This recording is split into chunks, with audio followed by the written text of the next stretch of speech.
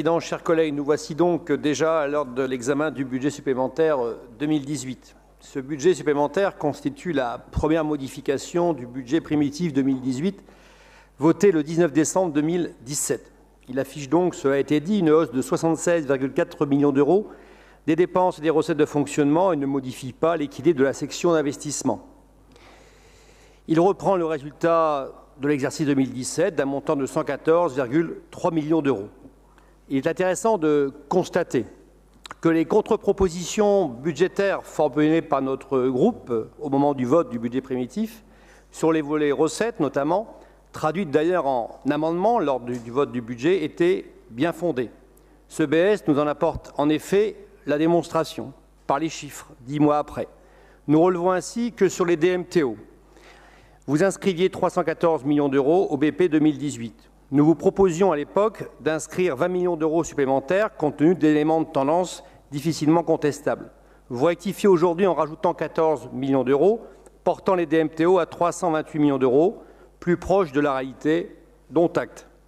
Autre exemple, sur le fonds d'urgence pour les départements, vous inscriviez 0 euros. Nous proposions d'inscrire à l'époque 12 millions d'euros, chiffre déjà connu dans les services. Vous rectifiez en inscrivant à ce BS 11,6 millions d'euros, dont acte. Sur le fonds de soutien de prise en charge des mineurs non accompagnés, MNA, nous vous proposions d'inscrire 3,6 millions d'euros supplémentaires de crédits en recettes. Là aussi, vous réajustez en inscrivant au BS 3,5 millions d'euros, chiffre qui était déjà connu lors du vote du budget primitif. La prudence est certes de mise en matière budgétaire, mais une sous-estimation des recettes peut aussi être un élément contesté et contestable. Sur les trois exemples, en effet, c'est près de 35 millions d'euros qu'on peut donc cumuler, et ce, sans évoquer la hausse quasi naturelle du foncier bâti, plus 5,9 millions d'euros, réinjectés au BS contre 446 millions d'euros inscrits.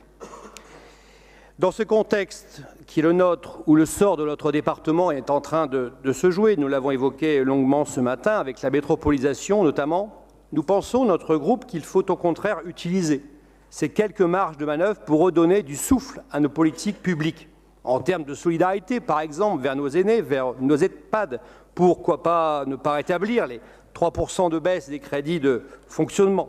Nous le constatons, ces besoins sont légitimes dans les établissements que nous visitons ou que nous présidons dans nos communes. Il nous faut, je crois, réaffirmer avec force notre utilité face à des attentes sociales légitimes. De même, notre niveau d'investissement, nous l'avions déjà dit en son temps, reste relativement faible vu la taille de notre département.